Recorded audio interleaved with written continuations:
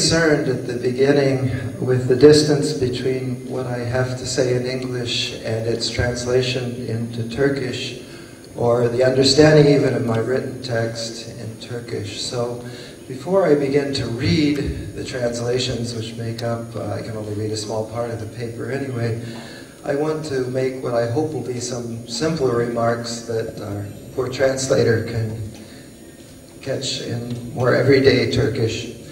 And so let me begin with the title. The title here is the Rahimun, the instruments of divine compassion or love or mercy, between the path and the real. I think it's printed as from the path, or from the Sharia to the Hakika, but that is exactly the misunderstanding that Ibn Arabi devotes the whole Fütühat to correcting. That the Sharia is somehow something other. There is the, eliminate the. That the Hakika is Allah and the world entirely is Sharia, is the path, the divine water of life.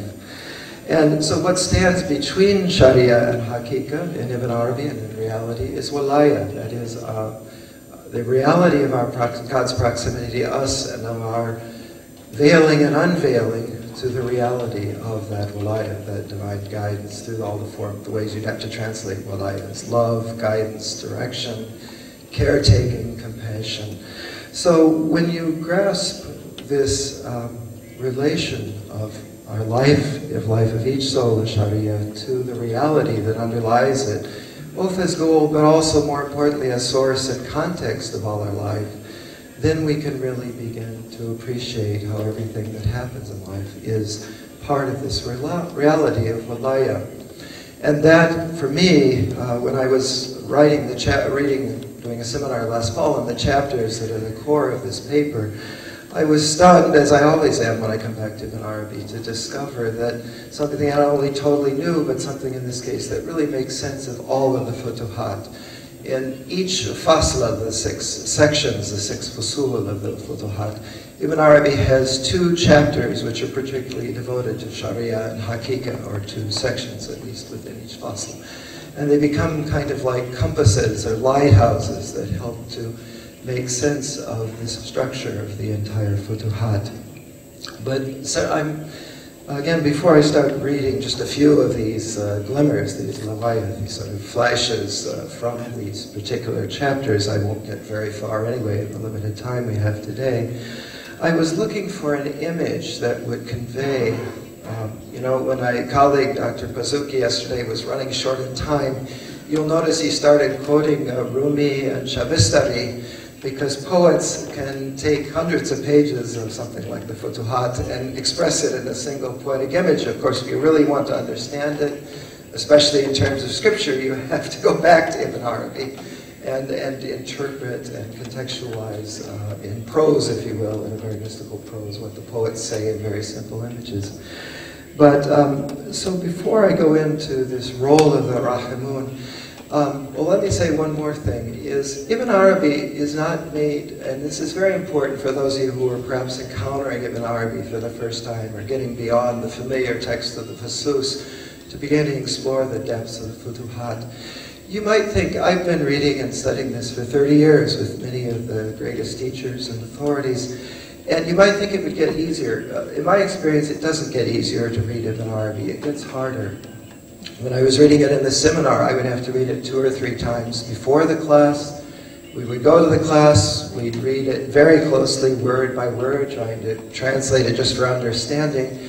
And then when you try and have to turn it into English or Turkish, you have to read it 8 or 9 or 10 more times to really begin to understand what he's saying. So when I'm going to read out loud some of these translations for you, they're not meant to be understood as scholarly or conceptual in prose, as you might read a political writer or a journalist or a philosopher. They're meant to evoke the experiences that we all have, and our understanding. This is always a question of spiritual intelligence, of our experience of what Sharia, in that deeper sense of the path, the water of life, really means.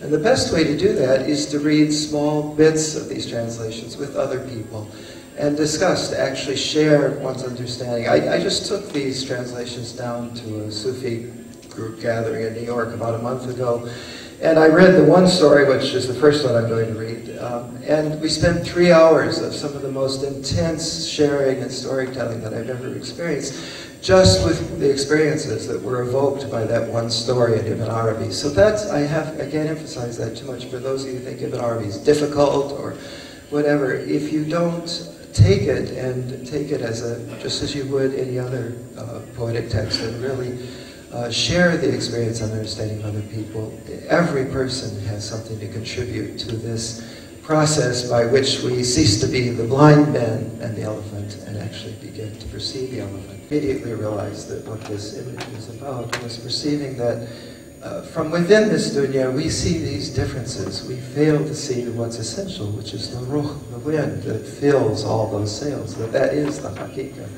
Every sail was filled. It didn't matter whether one boat was bigger than another or going this speed or that speed or what direction, but the lesson was about, and of course the way we can actually tell that we're progressing and have some sense of this, we can't see the wind, but we could see the clouds of the difficulties and the trials and the lessons of life. And it's, of course, those are precisely what take us from the Sharia to our awareness of the Hakika. So I hope that that very poetic image of Sheikh Odai Effendi will help you to understand the particular glimpses of this reality of the wind of the spirit that I'm going to turn to right now. There was something else I was going to say by way of introduction, but let me just go ahead. I've shared with the translator now.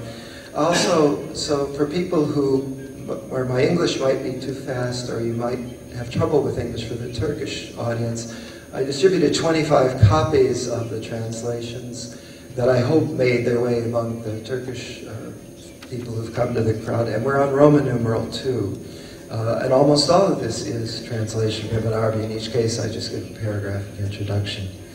So we begin these explorations of the Sharia and Hakika with a delightful story from chapter 437 of the Fütühat, which illustrates and epitomizes the key practical role, at once inspiring, teaching, illuminating, and reproaching, of the human instruments or vessels of divine compassion or divine love, the Rahmun, at every stage of the path of realization, leading us back to the divine reality. At the same time, quoting this anecdote in its original context should help to suggest the complex but memorably effective rhetorical devices that Ibn Arabi uses throughout his Meccan illuminations to communicate the actual spiritual realities, and most importantly, each reader's own decisively illuminating direct experiences, which underlie his notoriously complex philosophical and theological formulations of these same metaphysical processes. So the title of this chapter 437 is on the inner knowing, the real understanding, the marifa, of the mutual point of encounter, the manazila, of the meeting place of the Rab and this Abd. And Ibn Arabi does this all the time. He creates his own kind of hadith qudsi, his divine expressions, which are so rich in the latter parts of the Fütühat. And this is the sort of what the marifa is of. Whoever truly knows his or her share of my path, of shariati, of God's sharia, knows his or her share of me. For you are with me just as I am with you at the same level. Let me repeat that because everything else is just commentary. Whoever knows his share of my path, shariati, knows his share of me. For you are with me, andi, and is more than with, it's together, being within, just as I am with you at the same level. And he starts with a poem which I think is worth translating, even if you need to read it to appreciate it more. Whoever is for me, I am for him, or whoever is mine, I am his. Just like what he said, if you all are thankful, I shall surely increase you all much more. It's a longer quotation from the Quran. But if you're ungrateful, surely my torment is intense. For the divinely appointed path, the shar, is the inner dimension of what is apparent. It holds the spiritual stations of the servants. That reminds me of what I meant to say. I just saw a few weeks ago at a Turkish film festival a beautiful, beautiful film that expresses everything I'm going to talk about today, about the inside, the dunya perspective and the akhirah perspective of life. It's Fatih Akin's The Other Side of Life, which I would urge everybody to see from this perspective, because I find with my my students who rarely know much about Islam or about spirituality, that you have to use films to get them started to appreciate what these great writers are writing about. And this last film, the Fütühat-ı, is very self-consciously this attempt to show the Sharia of our life and the Hakika.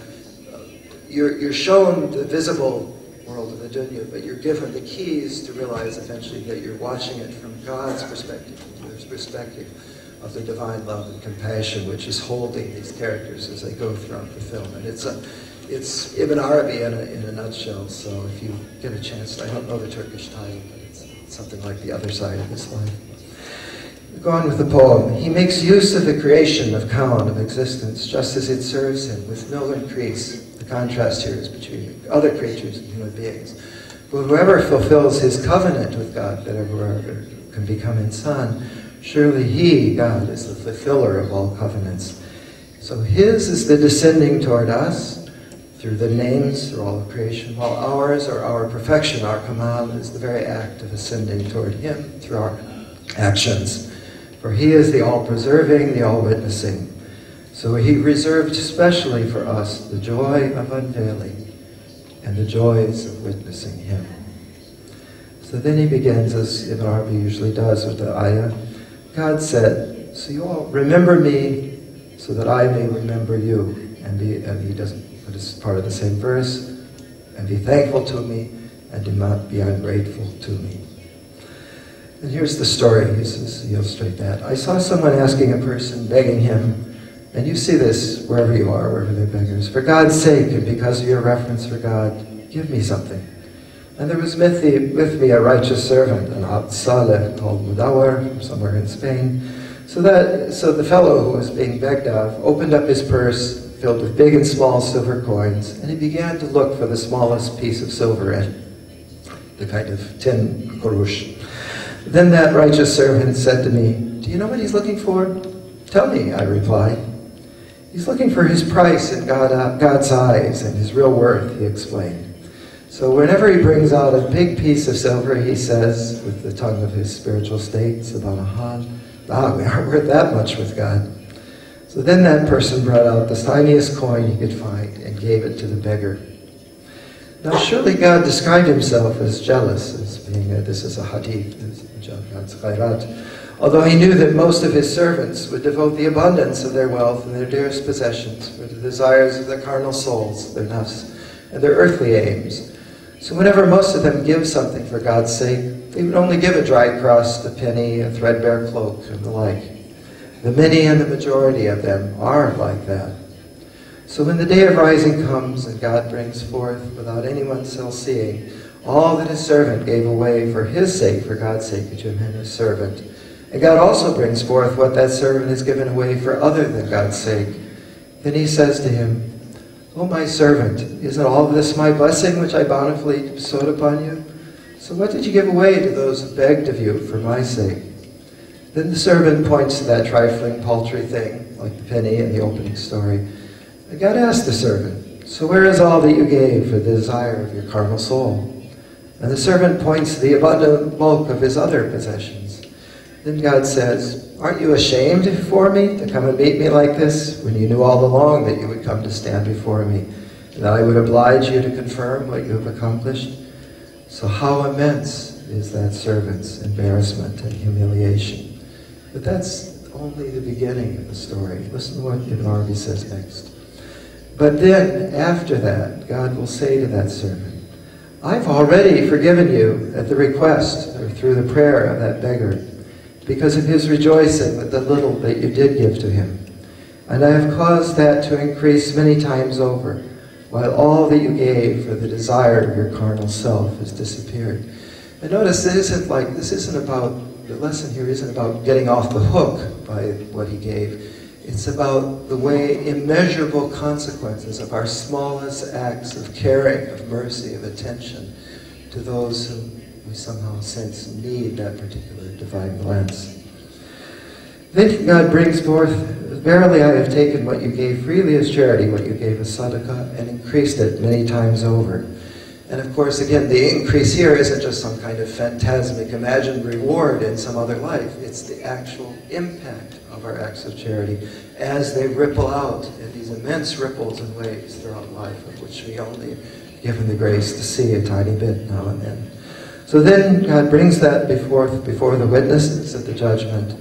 And behold, that penny that the man had given to the beggar has come back bigger than Mount Uhud, while what he gave for the sake of other than God has become, in the words of the Quran, scattered dust.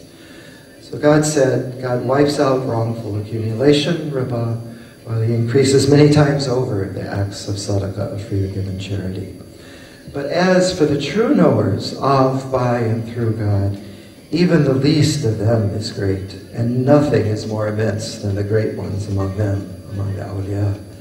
For they are those who only give for God's sake the very dearest of what is with them, and the very least of what they have. In other words, they give their all for God's sake.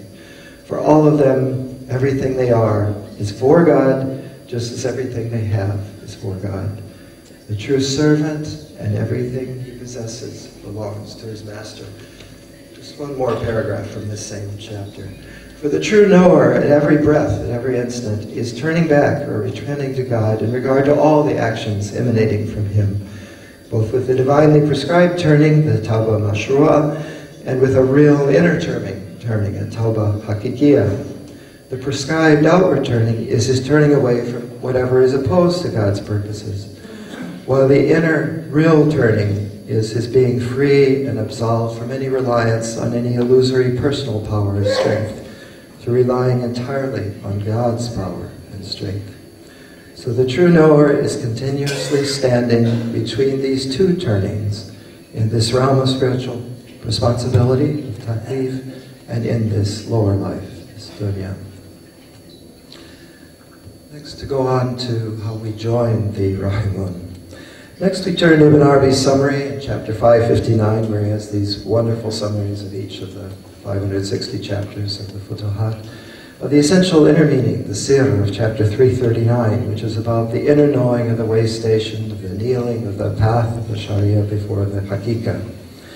His key point articulated in this concise passage is that the path to the ultimate reality of full humanity lies above all in our realization of the all-encompassing divine reality of God's creative, loving compassion, rahmah, and in becoming a living instrument of the All-Merciful.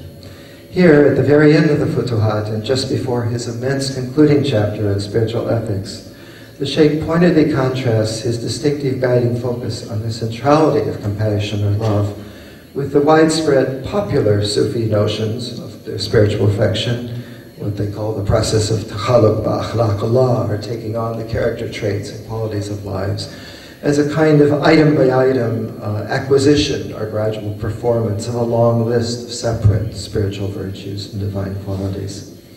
And he begins by the famous hadith, the true human being was created according to the form of the All-Merciful, Surat al-Insan ala Surat al-Rahman. God only has mercy upon his servants, the merciful ones, or the lovers, ar-Rahman. According to the hadith, those who have mercy, compassion, the Rahmun, the All-Merciful has compassion, mercy upon them.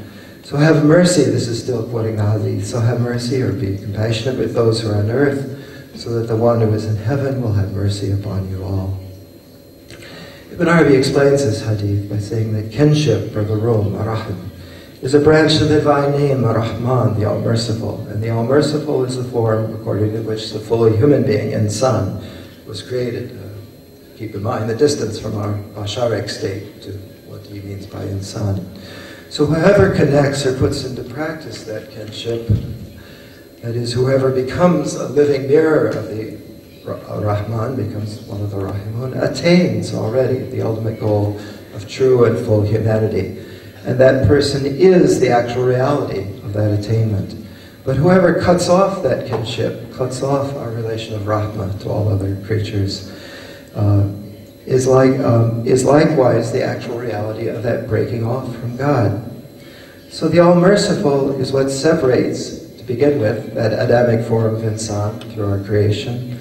And the true human being, the insan, is what attains that realized reunion with the All-Merciful, becoming Rahim, becoming and instruments of God's love. For the branch is only a piece, something kharaf, a qita. So scrutinize and reflect upon this test. And the test, of course, is of our separation from God and of our reunion with God. I'm going to skip over let me just say a couple more things from this, a couple lines I know that, yeah. Just a couple quotes here. So if you connect or practice that connection with the All-Merciful, then you become a fully realized embodiment of the real. For that is how he, the Prophet Muhammad, acted. And this was the revelation, the wahi that he descended and brought down upon us. Therefore, if you do not take on those divine qualities or character traits in precisely this way, that is, by becoming a true instrument of God's love, then you will not have fulfilled your agreement with God. Now, I'll just, in the couple minutes that remain, just want to read from Roman numeral 4, if you have the text, a few things that he says. It's a wonderful chapter, again, from 559, but summarizing chapters 262 and 263 of the inner meaning of Sharia and Hakika. So I'll just have to... Just talks about Hawa here, but Hawa is Eros. Hawa is the love that is really the earthly dimension of that Rahma in all of its forms. So love is unfettered and roaming freely, as we clearly witness.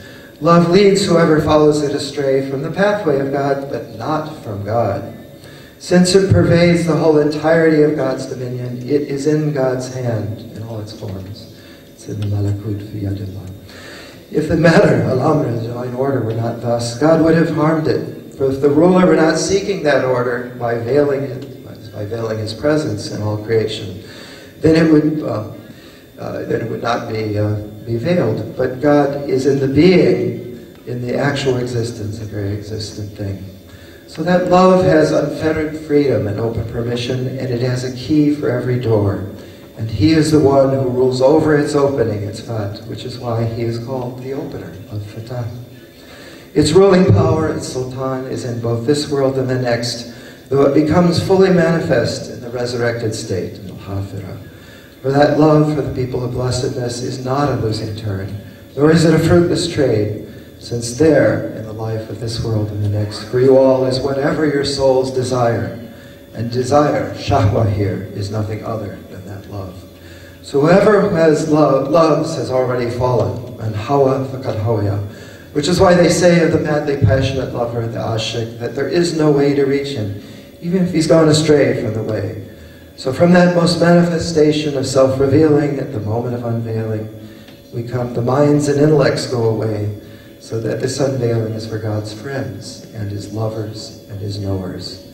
So the right of love, is a poem in the Arabic, is that love be the cause of love. For if love were not in the heart would not worship love, or would not serve and worship. For there is nothing in existence other than love. The divine order is the order of love. The intellect is in need of it, and the intellect is only a servant standing before it. Love has full freedom and authority and uprightness, and the capacity for turning away from what the intellect enjoins. So what's most divine in us is not our intellect, but our capacity for love, which the intellect should serve. When the intellect overestimates its knowing, it favors its own discursive thinking over love. But as for religious tradition, for Naqra, only the name Hawa has veiled its reality from the hearts. For there is nothing there in existence but love's decree and its ruling influence. The intellect, aql, is only named because of its hobbling constraint, its aql. But love is only so-called Hawa because of its ever-triumphing power. Love is a divine attribute, and God knows it. It can lead us off from the highway of divine prescription, swerving aside. But love is the divine will. I speak directly, he says, yet you are unaware of that. Were it not for love, Satan, Iblis, knowing only intellect, would not be assailed with envy of Adam. For the intellect must forego this station of God's love, since it has no entry there. So regard it closely, O my support. Love has influences that no one even knows. It rules and governs over the spirits and the body. The mind's fear love's authority. It is the trusted guardian to whom the country has been assigned. Thank you for your patience.